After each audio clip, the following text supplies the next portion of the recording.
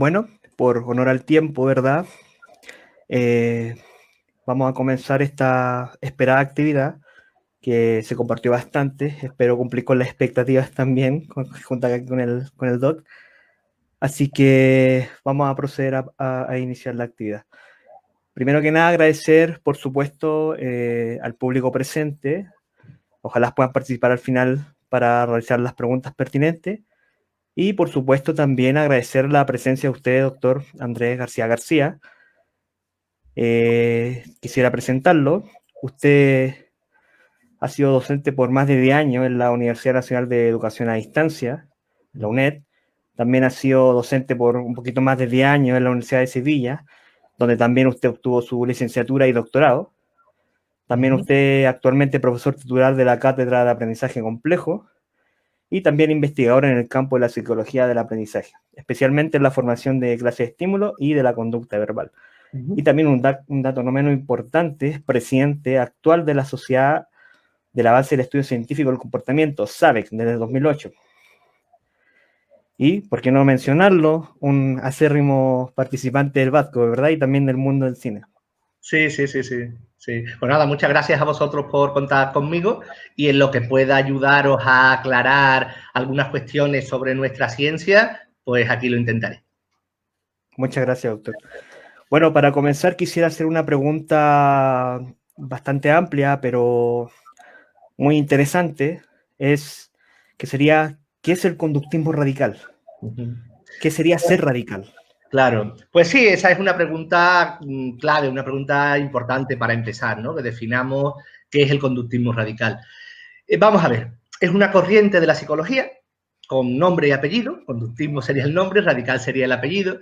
En tanto en cuanto conductismo, lo que nos quiere decir de manera muy general es que es una disciplina, es una disciplina científica que concibe como su objeto de estudio la conducta. Eso, digamos, sería lo que tienen en común todos los conductismos. Considera que su variable dependiente sería la conducta.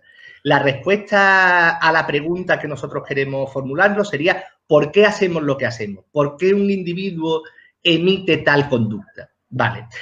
Eso en tanto en cuanto a conductismo. El término radical vendría a definir ya un tipo de conductismo concreto, pero que hoy día, digamos, es el que mayoritariamente, el que se define como conductista, es conductista radical, analista del comportamiento, analista conductual aplicado, si quieres después esos términos los concretamos. ¿Y el porqué del tema del término radical? Bueno, pues aquí Skinner detectó que tanto en el conductismo más clásico, más watsoniano, como en algunos neoconductismos que se iban desarrollando, se producía un error de raíz ontológica, es decir, que iba directamente a qué es lo que existe.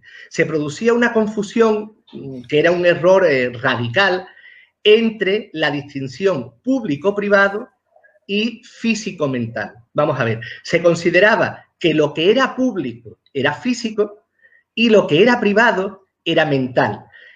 Ya nos hemos dado cuenta, Skinner en su momento, principalmente, que eso es un error, porque estamos confundiendo un criterio de observabilidad con un criterio de naturaleza.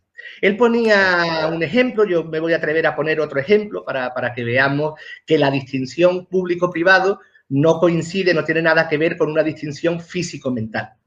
El dolor de muelas que decía Skinner que tenía es un estímulo privado para él, es un estímulo que solo es accesible para la persona que lo está sintiendo, pero no se da en ningún mundo espiritual, en ningún mundo mental, en ningún mundo del alma, se da en este mundo que está aquí, en el mundo físico, en el mundo material, el único que existe, pues somos monistas materialistas.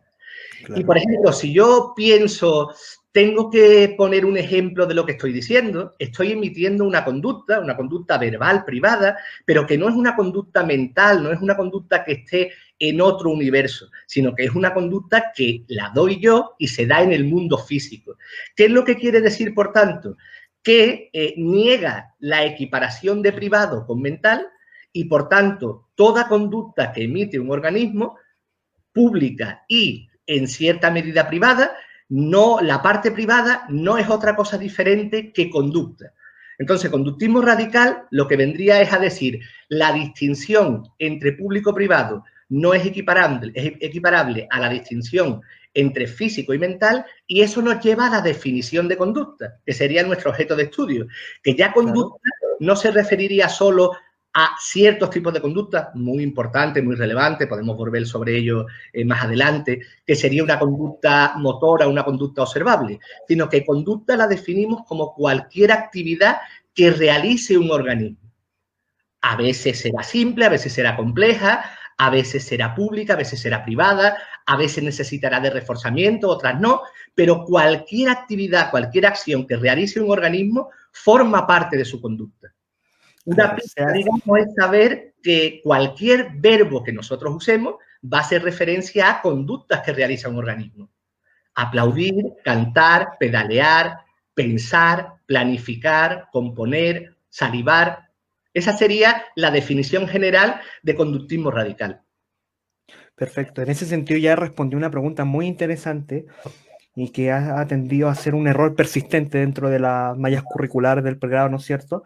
De que solamente el conductismo o análisis de conducta también, que más adelante vamos a profundizar, solamente se centraría en lo observable, ¿verdad? Y usted lo acaba de decir, hay una distinción de accesibilidad, pero eso no quiere decir que no sea conducta, no tenga las mismas propiedades físicas, ¿no es cierto? Así que muy buena aclaración. Ahí se acabaría un primer mito, ¿verdad? Que no solamente es lo motor observable, sino que conductas complejas como pensar, el lenguaje, ¿no es cierto? Claro. Sí, el tema de la definición de conducta es uno de los elementos fundamentales que cuando se habla sobre conductismo hay que definir, porque lo que define a una disciplina, valga la redundancia, es tener claro cuál es su variable dependiente. Nuestra variable dependiente es la conducta del organismo. Lo que nosotros queremos saber es por qué un organismo hace lo que hace. Es cierto que una parte muy importante es una conducta pública, una conducta motora, una conducta observable. Si repasamos, pues seguramente muchísimas de las cosas que nosotros hacemos tienen ese elemento motor incluso, ¿no? Pero hay que tener en cuenta también que eso no es algo especialmente relevante para el análisis de conducta. Y aquí voy a introducir una palabra clave también para el conductismo, porque nosotros no hacemos un análisis formal, un análisis estructural de la conducta, sino un análisis funcional de la conducta. No es tan importante que la conducta se realice teniendo en cuenta que haya determinados músculos o determinados elementos que se pongan en marcha. A nosotros nos interesa, para poder describir, explicar, predecir y controlar una conducta, pues si esta conducta es una conducta respondiente o es una conducta operante, si es una conducta que está mantenida por reforzamiento positivo o por reforzamiento negativo, si el reforzamiento fue continuo o fue parcial, si se reforzó solo en un contexto o en una variedad de contextos. Entonces nosotros hacemos un análisis funcional y en ese análisis funcional van a tener cabida una gran cantidad de conductas que pueden tener topográficamente, formalmente, unas características u otras. Claro, eso es interesante porque al fin y al cabo no se centran solamente en la topografía, que si bien es interesante analizar, ¿cierto?, la intensidad o la duración, es quizá la clase de respuesta y qué efecto produce sobre el ambiente y el ambiente reobra sobre el organismo, ¿verdad? Acá, para dar hincapié a otra pregunta interesante es quizá una aclaración conceptual también, ¿qué sería entonces el ambiente, por ejemplo? ¿Qué es el ambiente?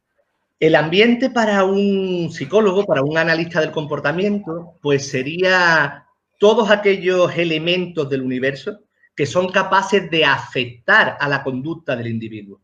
Cualquier elemento que afecte a la conducta del individuo, estamos identificándolo como ambiente en el que esta conducta tiene lugar y sobre el que influye.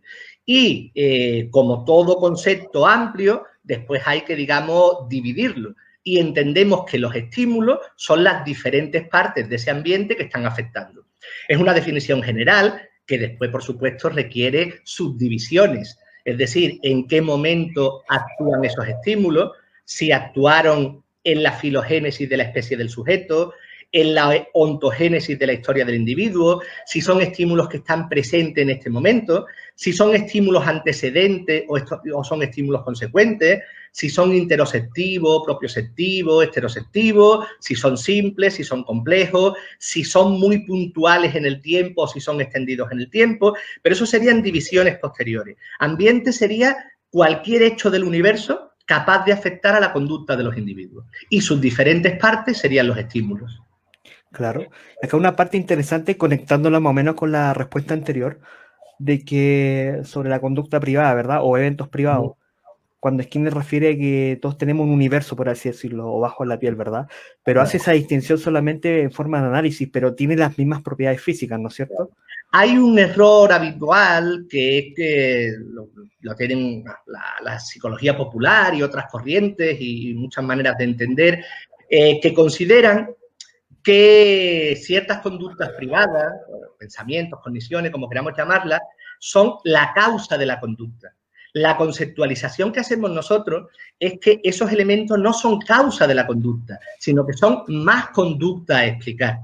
Si yo, por ejemplo, antes de preparar la comida, me digo a mí mismo, no se te olvide echar sal, eso no está explicando que yo después eche sal, sino que forma parte de la conducta de cocinar y hay que explicar tanto que yo cocine como que yo me diga a mí mismo, no se te olvide echar sal. Claro, ahí lo que Skinner de alguna manera señalaría de que no atribuyamos un estatus causal, ¿verdad? Sino que forma parte de la misma secuencia de la conducta. Si bien puede ocurrir antes el hecho de pensar de echar un ingrediente, eso no quiere decir que eso cause la conducta motora, Claro. sino que una secuencia más nomás. Claro, fíjate, Fernando, que efectivamente tenemos la idea de que las conductas privadas ocurren antes que las públicas y se cae en el error de antes, luego, causa de. Es decir, lo que yo he dicho antes, no se te olvide echar sal y yo echo sal. Tendemos a considerar que una es la causa de la otra, cuando en realidad todo es comportamiento que está emitiendo el sujeto y que yo puedo encargarme de estudiar ese comportamiento. Pero hay ocasiones, muchas ocasiones, en las que un comportamiento público es antes de un comportamiento privado. Por ejemplo, sigo con el ejemplo de cocinar, aunque yo no soy un gran cocinero, aviso de antemano. Si yo estoy cocinando y me hago un pequeño corte, ¿vale? Es una conducta pública, me he hecho un pequeño corte. Y después de hacerme ese pequeño corte, yo pienso, conducta verbal privada, qué torpe soy. Estamos viendo, por tanto, como una conducta pública está funcionando como discriminativo, perdón, como una, sí, efectivamente, una conducta pública como discriminativo para una conducta privada. Y antes vimos al contrario. Ni una es la causa de la otra, ni la otra es la causa de la una, sino que todo ese comportamiento nosotros podemos rastrear e intervenir sobre él para, bueno, pues para saber por qué una cosa lleva a la otra, por qué los componentes se han aprendido, etcétera, etcétera, etcétera. Claro, en ese sentido, usted tocó ya un tema, o lo adelantó en cierta medida, sobre el mundo privado, la conducta verbal. En ese sentido, ¿qué conexión tiene con la emoción o los pensamientos? ¿Cómo lo conceptualiza el conductismo radical, por ejemplo, el mundo privado? Sí, bueno, habría mucho que decir, pero básicamente la idea es la que ya he transmitido anteriormente. Se considera que ciertos hechos internos, ciertos eventos privados, podemos llamarlos cogniciones, podemos llamarle también a otra parte emociones, son elementos que controlan la conducta, como si fueran algo diferente a la conducta. Desde el conductismo radical, insisto, lo que hacemos, por supuesto, no es negar su existencia. ¿Cómo vamos a negar la existencia de algo que se llame pensamiento o de algo que se llame sentimiento? Lo que hacemos es analizarlo, ver que en muchas ocasiones, cuando estamos hablando de pensamientos, al definirlo sistemáticamente, son conductas verbales privadas que podemos rastrear por qué un individuo es capaz de llegar a hacerlo. Cuando estamos hablando de sentimientos, pues en muchas ocasiones, aunque es un tema también de una cierta complejidad, son respuestas incondicionadas ante determinados estímulos que tienen parte pública, parte privada y demás. Pero insisto, no son elementos diferentes a la conducta. Son o conductas particulares o dimensiones concretas que tiene una conducta. Resumiendo, a estos eventos no se les saca de la conducta, sino que se reconceptualizan y se tratan de explicar con las mismas herramientas que ya estamos utilizando para otro tipo de conductas. Digo, se tratan de explicar, pero no como si fuera un proyecto que se nos ha ocurrido hace 10 minutos, sino como algo que se lleva haciendo hace más de 60 años. Claro. De hecho, en gran parte de la literatura, independiente de los matices que hagan otras corrientes del conductismo, por ejemplo, el interconductismo, entonces sí se considera esto lo que se llama quizás popularmente como emoción o sentimientos. Tienen propiedades físicas, ¿no es cierto? Son parte de conductas más, ¿verdad? En la secuencia y son abordables totalmente por el conductismo radical. Ahora, pasando a una siguiente pregunta, entonces, el conductismo radical, ¿qué entendería por subjetividad, por ejemplo? ¿Cómo lo reconceptualizaría?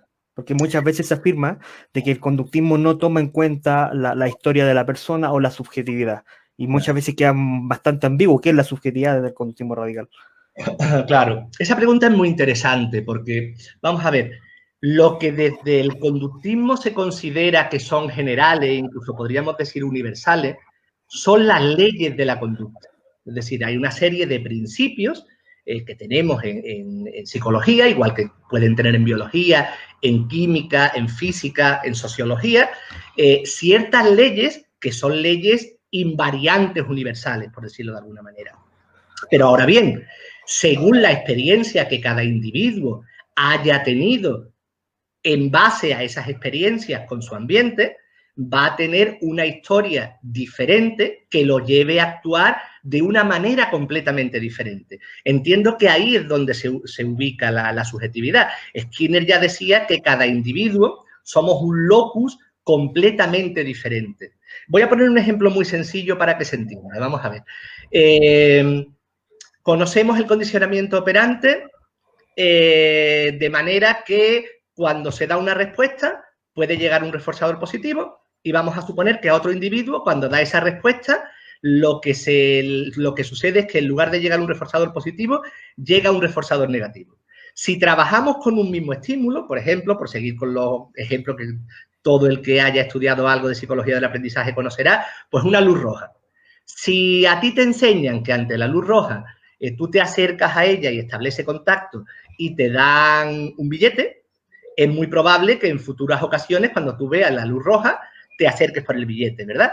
Sin embargo, si yo he tenido la mala suerte de que ante la luz roja yo me acerco y lo toco y lo que me hacen es que me riñen, esa luz roja no se toca, tal, ¿qué va a suceder? Un observador que llegue y que nos vea a los dos, se enciende la luz roja, tú te acercas a ella y yo me alejo de ella, cada uno estamos teniendo una reacción diferente a ese estímulo porque nuestra historia ha sido completamente diferente. Es un ejemplo muy sencillo, pero que nos ayuda a comprender eso que normalmente se llama subjetividad. También aprovecho para indicar que en muchas ocasiones se hace un grandísimo esfuerzo para traducir palabras del lenguaje cotidiano a situaciones científicas y a veces es muy difícil, por no decir imposible, porque estamos hablando que son términos que no son términos técnicos y que se refieren a una cantidad difusa de acontecimientos.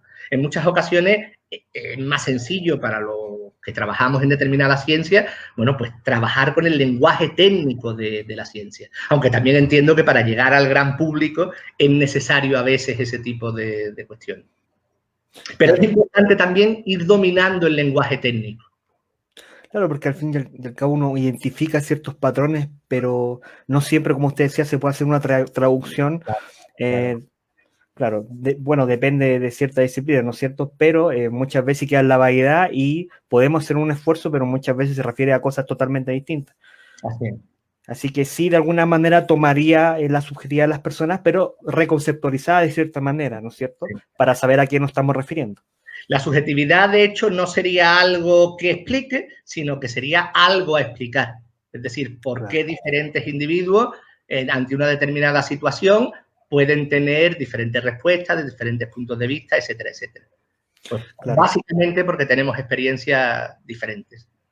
Pero ahí usted mencionó términos que más o menos han tocado, pero quizás no hemos definido previamente. Es la caricatura que se le ha hecho muchas veces al concepto y el mal uso, de hecho, de reforzamiento, y muchas veces se intercambia con refuerzo. Sí.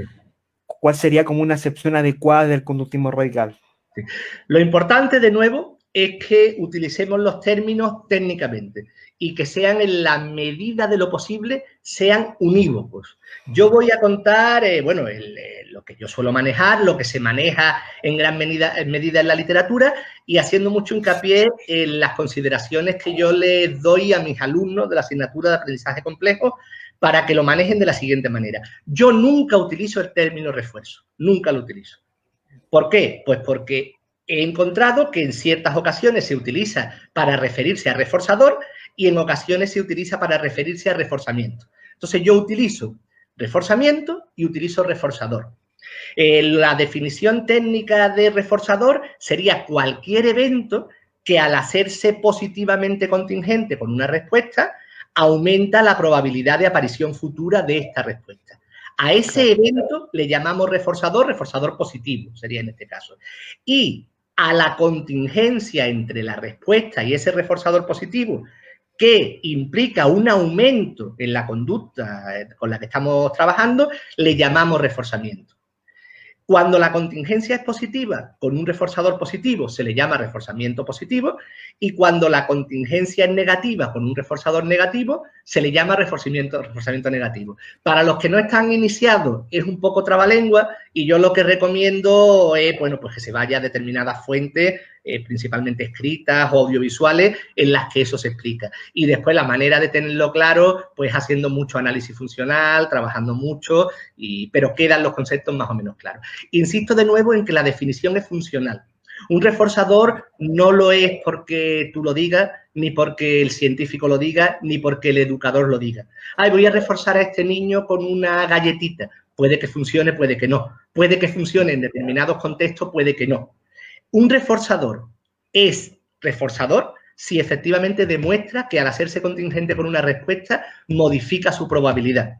Y además un reforzador no siempre es reforzador. Cada vez los expertos usan más tal evento actúa como reforzador bajo tales circunstancias que tal evento es un reforzador. Porque puede ser o no ser, dependiendo del sujeto, de la situación, del contexto, de muchísimas consideraciones. Es verdad que se pueden hacer transferencias y es verdad que hay reforzadores que son comunes para muchos de nosotros, pero al final la definición es una definición empírica y funcional. Y cuando se hace análisis conductual aplicado, ya voy introduciendo algunos términos, uno de los elementos que lleva más tiempo es la búsqueda de reforzadores efectivos. ¿Por qué? Porque no es algo que tú puedas decidir de antemano, sino que puedes transferir, pero después tienes que comprobar. Claro, muy buena aclaración el hecho de puntualizar de que no existen reforzadores per se en su mayoría, ¿verdad? Sino que siempre están en relación de una conducta en particular y se aumenta o disminuye la conducta. Claro. Tienen mucho que ver con la privación, tienen mucho que ver con historias que cada uno haya tenido. Los reforzadores, sobre todo reforzadores primarios, están muy vinculados a la privación y los reforzadores secundarios requieren necesariamente de una historia de aprendizaje que si no se ha tenido es poco probable que permita que esos reforzadores condicionados cumplan su función. Claro. Ahí más o menos usted ha mencionado un término que está muy involucrado con esto, que es la forma, de alguna manera, de identificar esta secuencia, que sería el análisis funcional. Sí. ¿Qué sería el análisis funcional de la conducta, por ejemplo? Mira, pues ese tema es un tema también fundamental y desde mi punto de vista, cuando un psicólogo se forma, tendría que practicar muchísimo análisis funcional. ¿Por qué? Porque cuando a nosotros nos preguntan como psicólogos, nos dicen, tal individuo lleva a cabo esta conducta. ¿Por qué lleva a cabo esta conducta? Nosotros de primera, si solo analizamos la respuesta, no sabemos nada de por qué lleva a cabo esa respuesta. Pongo un ejemplo, pues un niño pega. ¿Por qué es? Si solo analizamos la respuesta, insisto, no sabemos absolutamente nada. No podemos ni describirla, ni explicarla, ni predecirla, ni controlarla a nivel psicológico. Por mucho que la miremos con microscopio, que hagamos fotos, ¿qué es lo que necesita un psicólogo para entender la conducta? Pues necesita saber en qué contexto se da, es decir, qué estímulos antecedentes están presentes, ¿y qué consecuencias tiene esa conducta? Es decir, ¿qué función tiene? Dependiendo del contexto en el que se dé y de la función que tenga, nosotros intervendremos, caso de que sea necesario, de una manera o de otra. Por ejemplo, un niño pega, pero ¿a quién pega? ¿Le pega a todo el mundo o solo le pega a los que llevan un traje de artes marciales porque está trabajando en una clase de educación física?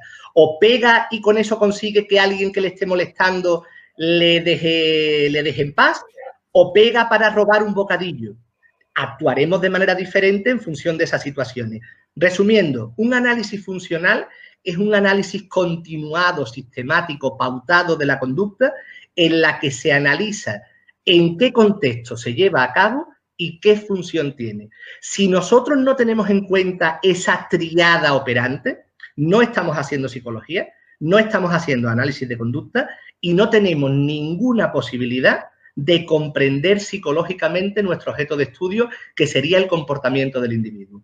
Una conducta aislada no nos va a dar nunca información de por qué se está dando. ¿Por qué? Pues porque un elemento no se explica a sí mismo.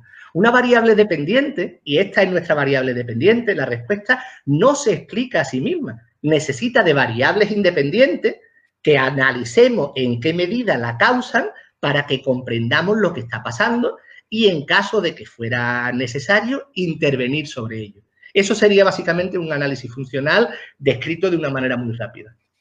Claro. De hecho, es tan importante porque nos permite de alguna manera intervenir mejor, ser más eficaces. En ese sentido, usted mencionó un ejemplo, bueno, muy común, ¿cierto? Pero la pregunta es la siguiente. Entonces, las tecnologías o análisis conductual aplicado no solamente intervendrían o no solamente se limitan a la población infantil, ¿verdad? Existen Claro, distintas aplicaciones, ¿verdad? eso es otro mito, eso es otro mito interesante, pero fíjate, Fernando, que ese mito no existía tan claramente cuando yo era más joven, cuando yo estudiaba. Yo creo que se ha debido a que, porque antes lo que se decía era los que criticaban el análisis conductual aplicado, que ya, bueno, que no hay que ser, el análisis conductual aplicado consiste en los descubrimientos que se hacen desde el análisis experimental del comportamiento, llevarlos a situaciones aplicadas, es decir, es una distinción entre ciencia básica y ciencia aplicada. Los críticos de la psicología conductista lo que decían es que que nuestras intervenciones no valían para nada, en ningún aspecto, ¿no? Era la crítica y había que rebatirla. Ahora ya dicen, hombre, sí valen, pero solo valen con niños, ¿no? Ya con el resto no. En gran medida se debe a que es incuestionable que las intervenciones con niños han dado muy buenos resultados. Muy buenos resultados. Voy a destacar, aunque no podemos quedarnos solo con eso, pero el tratamiento conductual intensivo temprano de niños con autismo, pues ha conseguido muchísimos avances en las 3 últimas décadas, ¿no? Bueno, pues entonces damos por supuesto que con niños está funcionando, pero lógicamente no solo funciona con niños. Nosotros trabajamos con la conducta de los organismos y ahí se incluyen organismos de cualquier tipo, diferentes especies, diferentes edades, diferentes culturas. No hay nada definicionalmente que nos indique que no se pueda trabajar con adultos y después la parte fundamental, nos vamos a la evidencia. Hace décadas que se está trabajando en ansiedad, depresión, trastorno obsesivo-compulsivo, mejoras de tareas de tipo intelectual, funcionamiento de grupos, etcétera, etcétera, con adultos y con terapias de modificación de conducta que son útiles y que cada vez obtienen mejores resultados. Recuerdo que quizás empezó con temas de fobias porque eran muy específicas, pero hoy día tenemos a profesionales magníficos que trabajan una amplia gama de cuestiones con población adulta y con muy buenos resultados. Claro. De hecho, ahí se rompería un mito tremendo de que no solamente entonces funcionaría para la población infantil, ¿verdad? Sino que para distintos problemas, para distintos contextos inclusive, respetando quizá el análisis funcional de la conducta. Respecto a esto, quisiera entrelazarlo con otra disciplina. ¿El conductismo radical o el análisis de la conducta realmente rechaza otros niveles de análisis? Y se de alguna manera impone un punto de vista de decir, con el condicionamiento operante, por ejemplo, ¿ya sería suficiente para explicar toda la conducta humana? El tema de los niveles de análisis es muy importante y requiere que sea explicado y entendido lo mejor posible. Vamos a ver, ¿por qué no existe una sola ciencia? ¿Por qué no todos somos, por ejemplo, físicos? Si es una ciencia muy consolidada, que tiene muy claros sus elementos fundacionales, que ha desarrollado experimentos muy buenos y una tecnología muy buena. ¿Por qué? Pues porque lo que se ha encontrado a lo largo del tiempo es que lo más adecuado, lo más útil, es dividir la ciencia en diferentes niveles de análisis. Diferentes niveles de análisis que definan su objeto de estudio y que desarrollen herramientas que permitan la mejor descripción, explicación, pero sobre todo predicción y control de ese objeto de estudio. El biólogo no tiene que esperar a que el físico le indique dónde está cada electrón para seguir haciendo su trabajo. El psicólogo no necesita que el biólogo le indique qué pasa con cada músculo, con cada neurona para seguir haciendo su trabajo. El sociólogo, que trabaja con miles de personas, no necesita que el psicólogo le indique la historia de reforzamiento de cada individuo. ¿Por qué? Porque se centran en diferentes niveles de análisis. El mejor físico del mundo, con sus herramientas, el mejor biólogo del mundo con sus herramientas, voy a meter al químico en medio, el mejor químico del mundo con sus herramientas, no va a tener ningún éxito a la hora de trabajar con nuestra variable dependiente. Cualquier alumno que lleve un año estudiando análisis de conducta y trabajando con las herramientas propias de la psicología, va a obtener mucho más éxito que estas personas muy formadas, pero trabajando con las herramientas inadecuadas. ¿Por qué? Porque son niveles de análisis diferentes. Estamos viviendo una época en la que se cae mucho en un reduccionismo biologicista y se intenta explicar el objeto de estudio de la psicología, que es una disciplina más molar, partiendo de conceptos y herramientas de una disciplina más molecular, que sería la biología. La biología es una ciencia espectacular, siempre y cuando trate de trabajar su objeto de estudio. Cuando trata de trabajar nuestro objeto de estudio, desde mi punto de vista, es tiempo perdido, porque se están utilizando herramientas diferentes, lógicas inadecuadas, y no se va a conseguir ningún progreso. Entonces, la ciencia divide en diferentes niveles de análisis, cada nivel de análisis es independiente y un psicólogo lo que tiene que hacer es trabajar en su nivel de análisis. ¿Eso indica que no pueda haber colaboraciones, puntos de unión, interacciones? Claro que sí. Pero el psicólogo que quiera hacer ese tipo de colaboraciones, lo que desde luego le van a pedir es que sepa mucho de lo suyo. Porque si el psicólogo no sabe mucho de lo suyo, no va a haber ningún otro profesional que sepa de lo suyo. Es un tema muy interesante, se podrían comentar muchas cosas, pero básicamente lo que se indica es que hay que tener muy claro el nivel de análisis y tener muy claro que determinadas cuestiones que tienen que ver con por qué hacemos lo que hacemos, es mucho más fácil, o diría que es prácticamente la única manera de trabajarla desde las leyes del análisis de la conducta que ya conocemos. Decimos lo de condicionamiento operante como si pareciera que estamos diciendo, bueno, yo con una pequeña cosita ya estoy sabiendo por qué se hace todo. Cuando hablamos de condicionamiento operante, estamos hablando de muchísimos elementos que se subdividen y que generan leyes de conducta. Pues, por ejemplo, estaríamos hablando de reforzamiento positivo, reforzamiento negativo, de diferentes programas de reforzamiento, razón fija, razón variable, reforzamiento de tasas, reforzamiento primario, secundario, discriminativos, etcétera, etcétera. Lo que estamos haciendo es lo mismo que haría cualquier otra disciplina, tener un conjunto de leyes que nos permiten abordar nuestro objeto de estudio. Claro.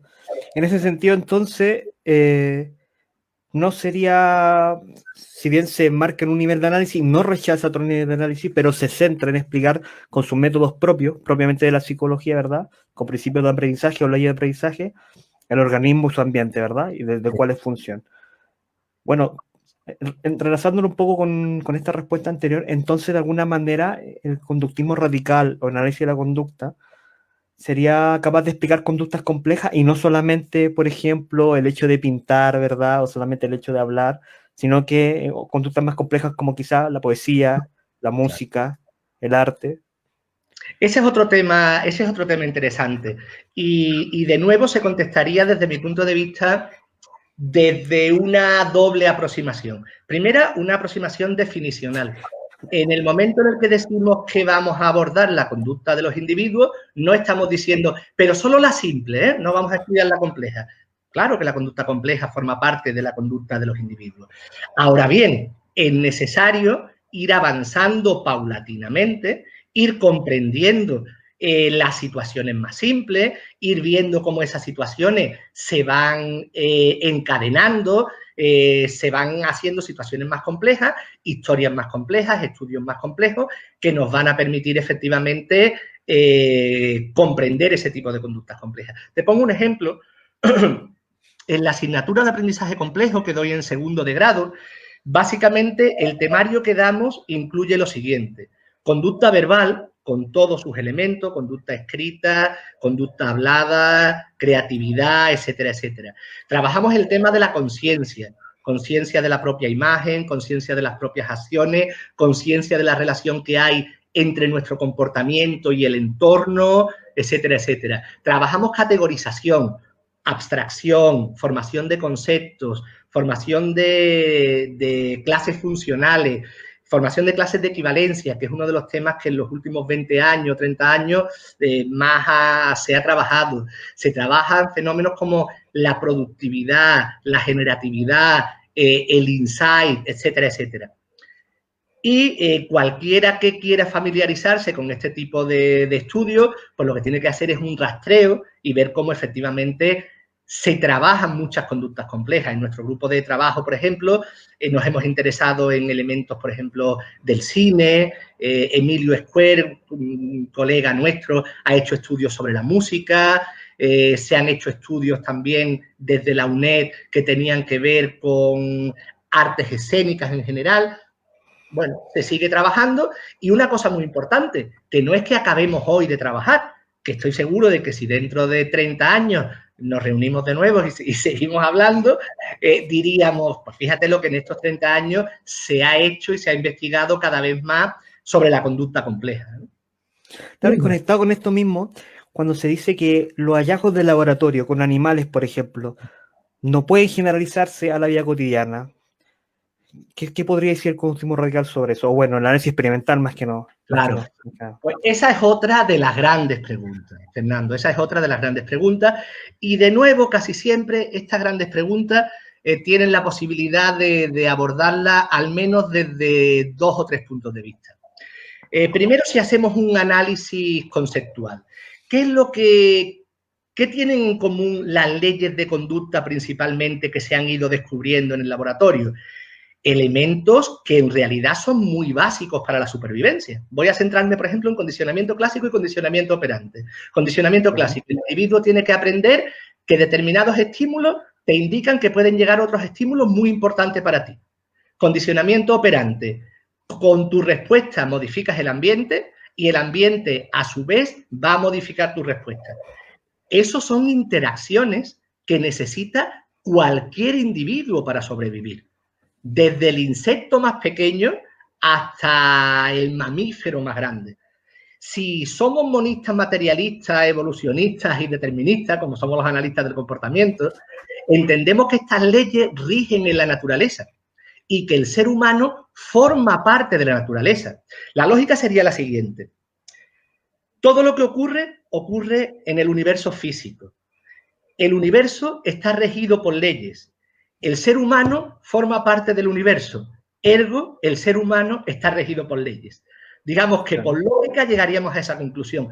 Pero es que después hay un momento en el que la lógica y el debate también pueden dejar el paso a las comprobaciones. Por ejemplo, Fernando, tú y yo podríamos estar aquí discutiendo sobre si está lloviendo o no está lloviendo. Tú dices, Andrés, sí, está lloviendo. Y yo te diría, no. Y aquí podríamos debatir un rato, ¿verdad? Pero también es cierto que si abrimos la ventana, comprobamos si está lloviendo o si no está lloviendo. ¿Qué quiero decir con esto? Que los hechos finalmente no se discuten, sino que se demuestran.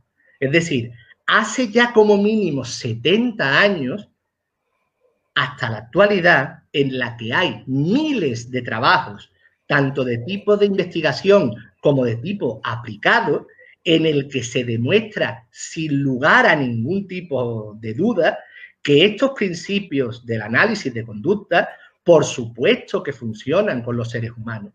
¿Que son situaciones más complejas porque el ambiente es más complejo y hay que tener en cuenta más cosas? Claro, lo que hablábamos antes de una complejidad conductual, de un análisis pormenorizado desde lo más simple a lo más complejo, pero hay miles de trabajos en los que se ve que, por ejemplo, por centrarnos en los conceptos que más se conocen, de reforzamiento, extinción, castigo, condicionamiento clásico, se realizan con seres humanos.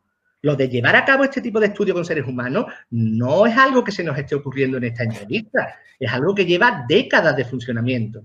Y qué decir de toda la psicología aplicada, la psicología del deporte, de las organizaciones, la superconocida psicología clínica, la psicología educativa. Le vamos a decir a todos esos profesionales que han estado aplicando técnicas que ya se conocen basadas en procesos psicológicos básicos y han visto sistemáticamente y han llevado a congresos y han publicado, etcétera, etcétera, que eso no existe? Pues claro que existe. Yo he estado hace unos meses, trabajando en el libro de Cooper, la tercera edición, la traducción al español del manual, y es que estaba viendo la bibliografía, es un libro gigantesco, es un libro de 1000 páginas aproximadamente, y es lo que estamos diciendo, desde hace 70 años es un debate que tendría ya que haberse acabado porque las pruebas son completamente irrefutables. Claro, entonces sí, no se podría anular el argumento de que no es que no busque explicar la conducta a partir de conductas sencillas, sino que sí es posible generalizarla en estos hallazgos de laboratorio. Y de hecho conviven con nosotros, no es que de alguna manera se reduzca solamente a animales, sino que permite entendernos mejor. Entonces, en ese sentido...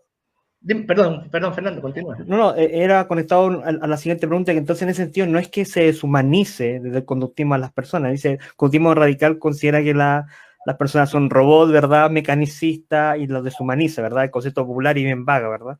Bueno, vamos a ir a matizar algunas cositas. La ciencia ha colocado al ser humano en un lugar diferente al que él se había colocado con otras prácticas, ¿no? Con cuestiones más religiosas, más tradicionales. Pues primero se indicó que, bueno, pues que somos animales, somos igual de animales que cualquier otra especie. ¿Qué podemos ser si no? Vegetales o minerales. Es decir, la ciencia, Darwin, la teoría de la evolución, nos ha colocado ahí, ¿no? Ya en su momento colocaron que la Tierra no era el centro del universo, ¿no? Fíjate, sino que somos una piedrecita dentro de todo lo que está por ahí. Con lo cual, en cierta medida, la ciencia sí le quita un cierto supuesto punto privilegiado al ser humano. Y la psicología, y concretamente el conductismo radical, ha dado otro pasito más. Ah, bueno, sí, pero es que nosotros tenemos alma. No hay nada que sea alma. Alma es un nombre que se está utilizando para describir ciertas cosas, ciertos comportamientos privados, comportamientos complejos, comportamientos verbales. ¿Tenemos libre albedrío?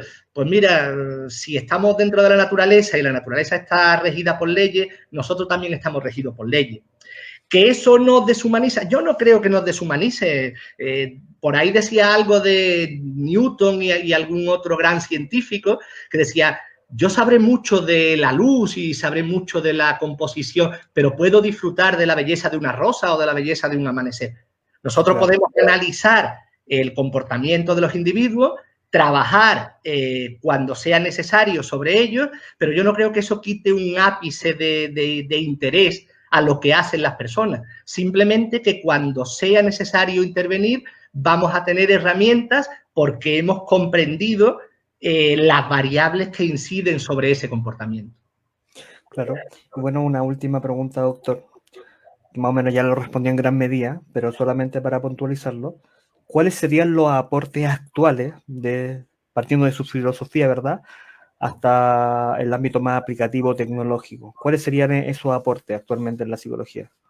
Usted recién mencionó la equivalencia estímulo, por ejemplo. Sí, claro, habría que ir a diferentes campos. En el campo de la investigación básica, probablemente los fenómenos de categorización, en los que se incluirían las clases de equivalencia, pueden ser los que más interés han levantado en los últimos años. De una manera muy sencilla, lo defino, de manera que se ha demostrado que cuando los individuos aprenden, no aprenden exclusivamente sobre los estímulos concretos que se están trabajando, sino que dependiendo de la experiencia que haya tenido con relaciones entre esos estímulos, cuando se aprende algo sobre un elemento, eso influye sobre todos los elementos. Es decir, si yo emparejo de alguna manera 3 elementos, A, B y C, y se cumplen ciertas propiedades, simplemente las cito, reflexividad, simetría, transitividad, decimos que esos elementos forman una clase de equivalencia. Eso tiene ciertas peculiaridades, pero una importante es que hay una transferencia de funciones. Si yo, por ejemplo, al estímulo C le doy una cierta característica, por ejemplo, lo incluyo en una situación aversiva, encuentro que el sujeto no solo rechaza el estímulo C, sino que también rechaza los estímulos A y B, porque funcionan como parte de una clase de equivalencia.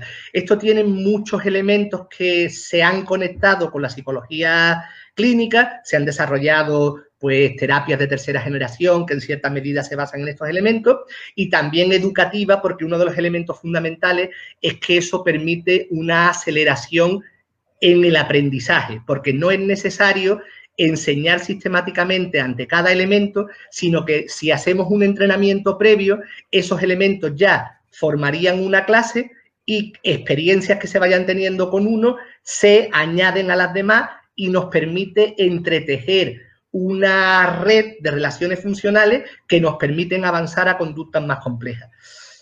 Yo diría que probablemente este fenómeno de categorización de las clases de equivalencia, tanto a nivel conceptual como experimental, como en aplicaciones, desde mi punto de vista, desde mi experiencia personal, probablemente ha sido, desde que yo me vengo dedicando al análisis de conducta, el elemento que ha dado más progreso a nuestra disciplina. Claro. Una pregunta que quizás estaba pasando por alto.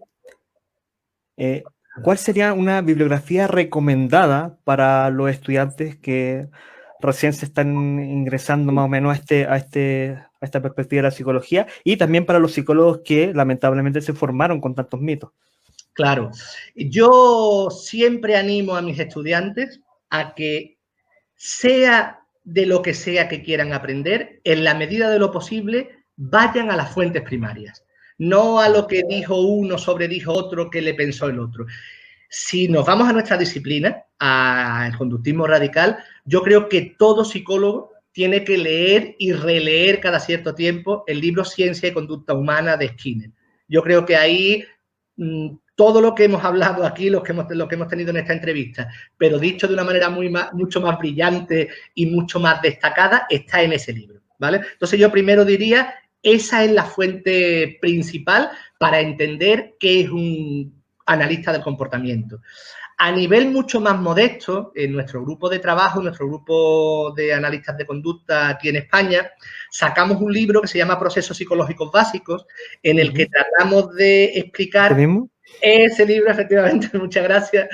Cómo se aborda no solo la psicología del aprendizaje, que es más estándar entenderla desde el conductismo, sino fenómenos de percepción, de atención, de memoria, de lenguaje, etcétera, etcétera, desde el análisis del comportamiento. Y yo también me voy a permitir sacar aquí el libro que es el que yo utilizo en mi asignatura, que se llama Aprendizaje Complejo, y que precisamente trata de cómo desde el análisis del comportamiento se están abordando fenómenos de la complejidad de la conciencia, de la categorización, de la síntesis de conductas complejas, de la conducta de elección a niveles de una complejidad creciente, etcétera, etcétera. Entonces, bueno, eso, y después también en la página de nuestra asociación, SABEC, la Sociedad para el Avance del Estudio Científico del Comportamiento, en la página web sabec.org, tenemos una parte que es biblioteca.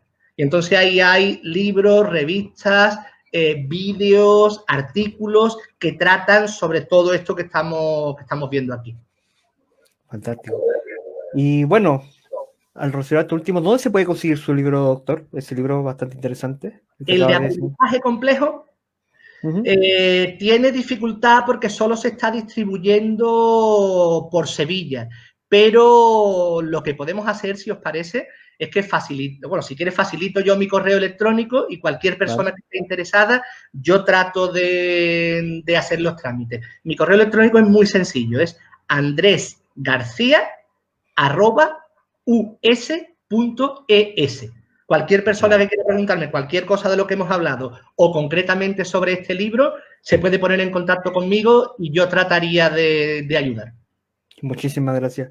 Ahí para que esté atenta la audiencia de poder contactarse con el doctor y pedirle sugerencias, responder quizás preguntas que no se pudieron abordar en su totalidad aquí, claro, pero que se puedan de alguna manera profundizar más.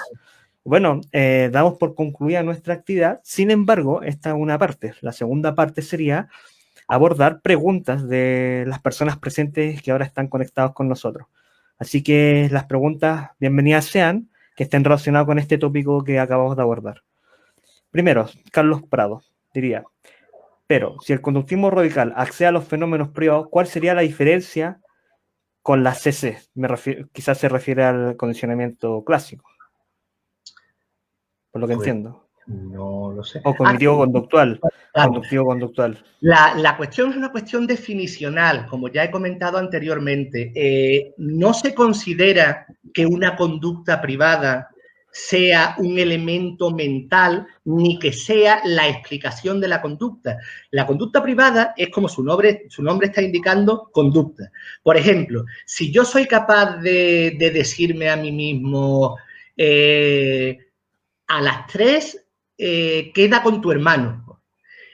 Eso es una conducta privada, verbal, que yo tengo que explicar, y para explicarla tengo que primero ver cómo primero esa conducta verbal fue entrenada a partir de entrenamientos en mando, a partir de entrenamientos intraverbales, en tacto, en autocrítico, es decir, todo eso lleva un entrenamiento muy largo.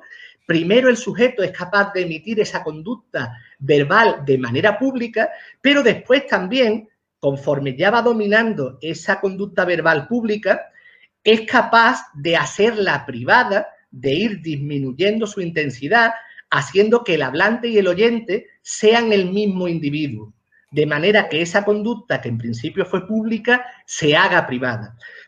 Ese sería un poco el abordaje que haríamos. Esto no es la explicación de la conducta, esto no es una VI, esto forma parte de la variable dependiente. Entonces es una cuestión principalmente de ubicarla. Yo no hago algo, digo, porque lo he pensado y con esto ya lo doy por explicado. No, ahora yo hago, ¿por qué yo lo he pensado? Eso es variable dependiente, eso es conducta, ¿vale? Esa sería la principal indicación. Desde el análisis de conducta analizaríamos las cogniciones, pero las cogniciones no como pertenecientes a otro mundo, forman parte del mundo físico y normalmente lo que tenemos que hacer es definir a qué se refiere con cognición. Si se refiere a pensamiento, casi siempre se está refiriendo a esto que he dicho de una conducta verbal de tipo privado. Entonces lo que hay que ver es todo el entrenamiento que requiere un individuo en una comunidad verbal para ser capaz de llegar a emitir ese tipo de conducta. Esos eventos privados no serían la explicación de nuestra variable dependiente, sino que serían parte de la variable dependiente. Claro. La siguiente pregunta dice Ignacio Benavides Jiménez. A ver si pregunta Fernando sobre la perspectiva de que el análisis de la conducta adopta sobre las instituciones como programas de condicionamiento y desarrollo en esa área, por favor. No sé si la logré leer bien. No sé si a lo mejor se hace referencia a que se utilice principalmente un control aversivo en ciertas instituciones. Desde el análisis de conducta se considera que tanto por el bienestar del individuo como por el bienestar de la sociedad, cuanto más desarrollo de herramientas que tienen que ver con reforzamiento positivo, más estable y menos contrarrespuesta se va a encontrar. En ocasiones es necesario, porque forma parte de la vida, de la naturaleza, de la sociedad, que haya elementos aversivos. ¿Cuándo utilizamos en muchas ocasiones procedimientos aversivos? Cuando los utilizamos sobre la marcha. Utilizar procedimientos de reforzamiento positivo, de castigo negativo, de extinción, requiere mucha planificación, pero eso es precisamente lo que hay que intentar hacer, que las intervenciones sean intervenciones planificadas. Claro, acá extiende su pregunta, dice, yo pregunté por los desarrollos que se han dado desde el análisis de la conducta en el estudio de las instituciones. Justamente casi al final del libro, Ciencia y Conducta Humana de Skinner, busca analizar las instituciones como complejos de programas conductuales. Me gustaría saber si han habido desarrollos significativos y qué autores contemporáneos son recomendados para abordar el tema. Sí, efectivamente, la parte última del Ciencia y Conducta Humana aborda, pues eso, cómo el gobierno hace uso de ciertas contingencias de control de la conducta, la religión, los bancos, la escuela, y sí que se ha trabajado en esa línea, pero pues eso, de manera compartimentada. Hay expertos que trabajan en psicología de las instituciones, hay expertos que trabajan en análisis conductual político, hay elementos que tienen que ver con la conducta gobernada por reglas que se han conectado con cómo la persona sigue preceptos religiosos, aunque no haya contingencias claras que lo estén marcando. Por supuesto, a nivel educativo también se estarían dando, pero sería no de una manera generalizada, sino que se están haciendo estudios dentro de cada línea institucional. Aquí que puntualiza, no sé si usted conocerá, autores contemporáneos, por ejemplo, en específicos que aborden más o menos estos temas. Pues, por ejemplo, que yo sepa que haya trabajado este tipo de cuestiones, por ejemplo, en México, Raúl Ávila tiene trabajos en esta línea. Entonces, sería buscar por ahí. Raúl Ávila, recuerdo yo haber leído algunas cuestiones que tienen que ver con eso, el uso contingencial en diversas instituciones. Vale. La siguiente pregunta sería de Gianfranco Tejada Flores. Tengo entendido que no se refuerzan conductas específicas, sino que clases de conducta. Claro, eso es interesante, eso es lo que venía a decir anteriormente. Un operante, por definición, no es una respuesta específica, sino que es una clase de conducta que tiene una determinada consecuencia. Por ejemplo, si a mí me refuerzan por pedir la palabra para intervenir en clase, en el sentido de que me dan la palabra y después me dan un punto o me dicen muy buena intervención, da igual si yo levanto la mano derecha o la mano izquierda o hago un gesto con la cara o digo, profesor, yo querría intervenir, etcétera, etcétera. Esos son un conjunto de respuestas. Un conjunto de respuestas que lo que comparten es que tienen una característica específica. Es cierto que nosotros podemos hacer un entrenamiento fino de manera que solo una conducta específica sea reforzada. Por ejemplo, cuando los psicólogos del deporte trabajan con deportistas de élite, lo que tienen que hacer es que de una amplia gama de respuestas que llevan a cabo, ir reforzando solo aquella que obtiene los mejores resultados. Entonces tenemos a una persona que se gana la vida llevando a cabo una conducta muy específica y que es lo más productiva posible porque se ha especificado mucho esa categoría de reforzamiento. Va a depender de cómo nosotros manejemos la relación entre la respuesta y los reforzadores. Claro. Muchas gracias, doctor, por su respuesta. La siguiente pregunta es de Juan Camilo Bautista. ¿Cuáles son las limitaciones principales en la explicación de la conducta, el análisis del comportamiento, tomándolos como retos para futuras investigaciones? Yo conectaría con lo anterior. Conectaría, los retos tendrían que ver con el mayor uso posible desde mi punto de vista. Aquí estoy dando más mi opinión que a lo mejor un consenso general. Desde mi punto de vista, ser capaces de programar con suficiente antelación las intervenciones que se lleven a cabo a todos los niveles, educativo, clínico, social, etcétera, etcétera, para que no tengamos que caer en situaciones de máxima prisa, de máxima inmediatez y haya que utilizar elementos de reforzamiento, de reforzadores negativos, etcétera, etcétera, sino que seamos capaces de planificarlo con tiempo para que mayoritariamente la interacción de un individuo con su entorno, sobre todo entorno social, porque el entorno natural tiene sus propias cuestiones, ¿no? Pero de entorno social, que sea mayoritariamente enfocada a reforzamiento positivo. El reforzamiento positivo tiene además un elemento que si determinadas conductas que consideramos deseables se van dando, eso de manera secundaria va también eliminando ciertas conductas que se consideran menos deseables. Ahí aprovecho también, antes citaba como libro de referencia el Ciencia y Conducta Humana, pero si me habla de retos, pues probablemente estén muy bien dibujados en la novela de Skinner de Walden 2, que ahí sitúa una sociedad utópica en la que supuestamente muchas cosas ya están solucionadas, cosas que ahora mismo son más proyectos que realidades, ¿no? La siguiente pregunta de Rodrigo Narváez. Esto de la clase de equivalencia llama mucho mi atención. ¿Podrían recomendar algún texto sobre eso? Hay un texto fundamental que es de Murray Sidman, creo recordar que de 1994, que se llama Relaciones de equivalencia, una historia de investigación. Ese, digamos, sería el elemento fundamental. Pero si entra en la página web de SABE, como le he dicho, ahí hay varios trabajos, algunos de ellos realizados por nuestro grupo de investigación, en los que se desarrolla bastante el fenómeno de las clases de equivalencia. Entonces, ahí podría encontrar mucha información. Ahí está la página, la acaban de colgar. Se invita entonces que ingresen a sabec.com. Sí, sí, sí. Jan del Río pregunta, ¿cuáles son las limitaciones del condicionamiento operante? Pues eso sería como preguntar cuáles son las limitaciones de la ley de la gravedad o cuáles son las limitaciones de la ley de la conservación de la materia. Es un principio que se rige como una ley científica y que hay que tener en cuenta la situación del sujeto, el contexto, la respuesta sobre la que se quiere trabajar, los reforzadores que tengas disponibles, si hay otros reforzadores, etcétera, etcétera. Se hace un análisis funcional y se va viendo qué limitaciones o qué dificultades hay dependiendo de la situación concreta en la que nos encontremos. Si queremos que una respuesta se adquiera muy rápidamente, pero no tenemos las herramientas, difícilmente lo vamos a conseguir. Si queremos que una conducta disminuya, pero no somos capaces de eliminar el reforzador que la mantiene, difícilmente la vamos a conseguir. Pero yo no sabría decir cuáles son las limitaciones del condicionamiento operante, pero porque tampoco entiendo que sea una pregunta que tenga una lógica, con todo mi respeto a Jan del Río, que es el que la ha puesto, porque sería limitaciones, no, lo que tiene son particularidades que pueden hacer que tú le saques más o menos partido.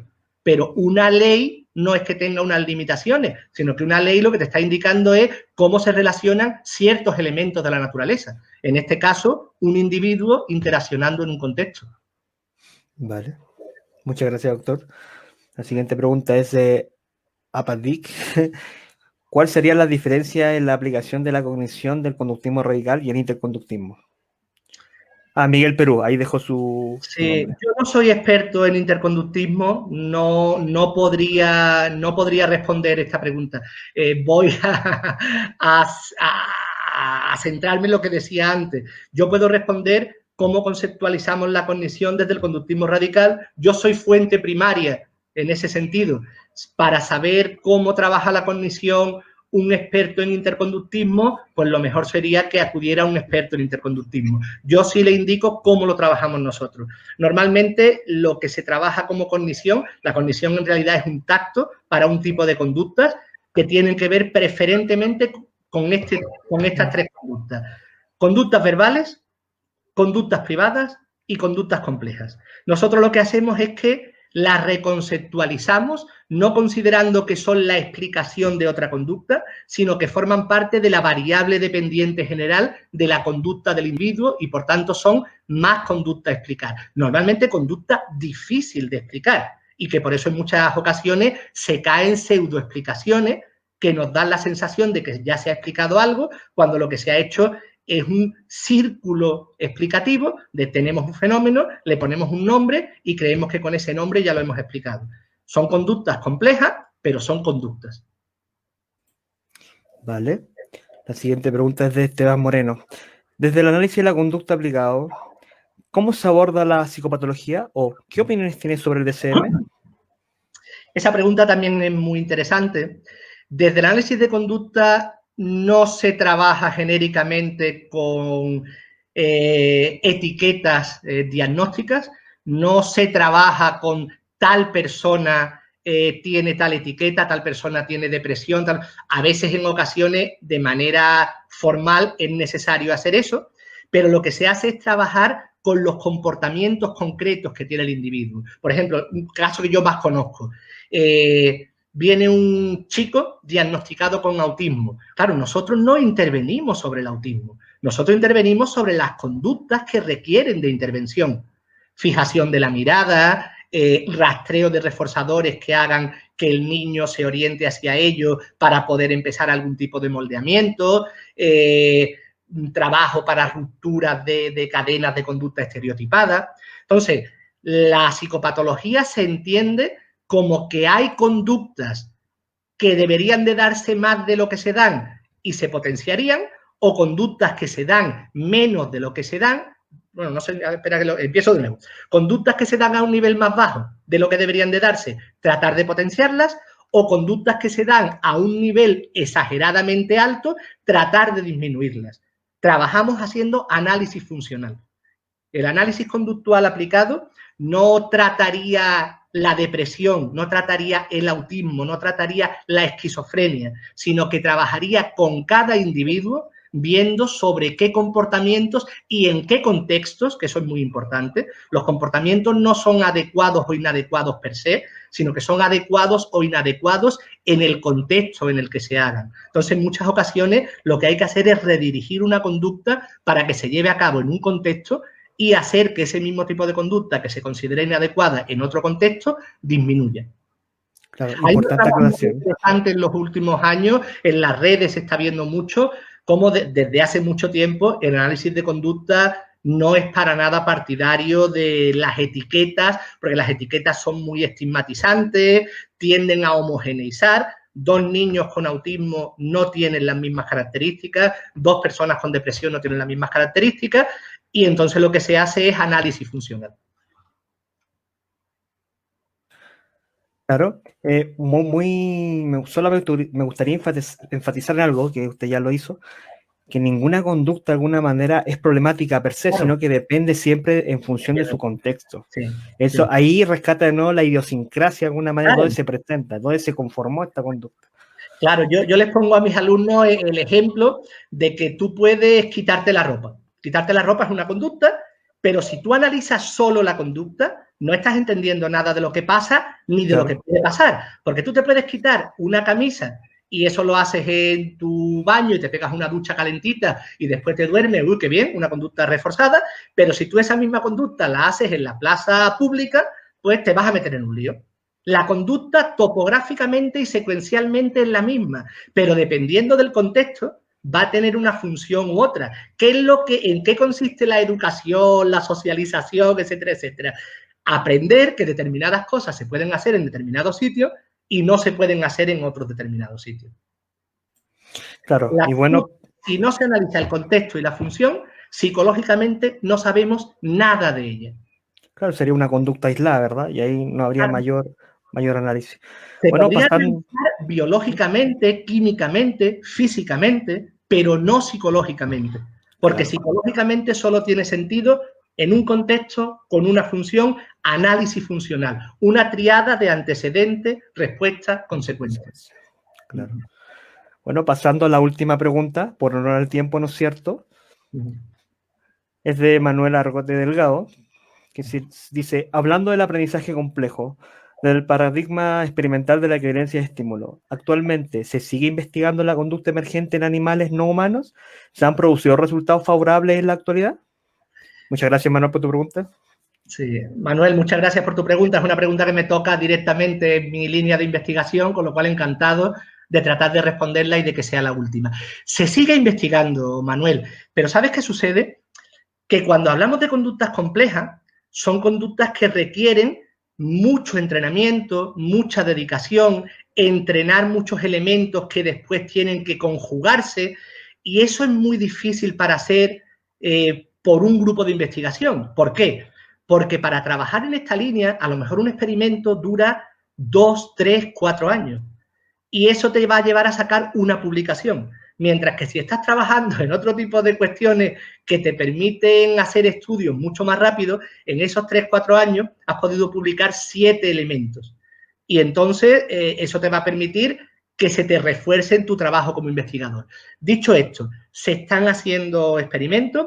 Se ha encontrado, por ejemplo, en nuestro grupo de investigación, que el entrenamiento en múltiples ejemplares, eso lo vamos a publicar ahora dentro de poco, sí está produciendo en animales no humanos la capacidad de responder de una manera simétrica generalizada, y después grupos, por ejemplo, como el de Armando Machado en Portugal, pero también en Brasil, está encontrando que con otros fenómenos como la simetría, la transitividad, también se va consiguiendo en animales no humanos. Hace 2 décadas era un punto fronterizo en el que con humanos se obtenían buenos resultados, con no humanos prácticamente era imposible, pero en los últimos 20 años cada vez hay más evidencia de que es una cuestión metodológica y una cuestión de realizar experimentos a largo recorrido, que son los únicos que se pueden realizar para desarrollar conductas complejas y se van encontrando cada vez mejores resultados positivos. Bueno, muchas gracias a toda la audiencia por sus preguntas, por supuesto. Creo que ahí se coló una pregunta, no alcancé a leerla, pero bueno, más que nada por honor al tiempo. Agradecer primeramente a los participantes, ¿no es cierto?, por prestar atención a esta interesante actividad, que espero, como dijo el doctor, quizás se pueda promocionar en otra ocasión, en la literatura de fuentes primarias, ¿no es cierto?, y también yendo a la plataforma web de SABEC. Y bueno, también, por supuesto, agradecerle a usted por su valiosísimo tiempo, por su disposición a compartir con nosotros, a la MOOC Chile, porque nos sirve bastante para hacer una piedra angular de alguna manera, para corregir de alguna manera errores persistentes, mitos, difamación inclusive, y muchas veces en su mayoría caricaturas. Así que le agradezco muchísimo su tiempo personalmente y desde el equipo de la MOOC Chile. Muchísimas gracias a vosotros, para mí ha sido un placer. Lo que haya podido ayudar, bueno es, y lo que no, bueno, pues ya os digo, dirigiros hacia esa fuente en la que todo está explicado de una manera más pausada, más sistemática, y quedo también a vuestra disposición y la de los oyentes por si necesitan que aclare cualquier aspecto. Insisto, muchas gracias a vosotros. Muchas gracias, doctor Andrés. Espero que en alguna futura ocasión nos pueda volver a encontrar. Y bueno, nos estaríamos viendo en una próxima oportunidad. Que estén muy bien y hasta luego. Estaríamos viendo.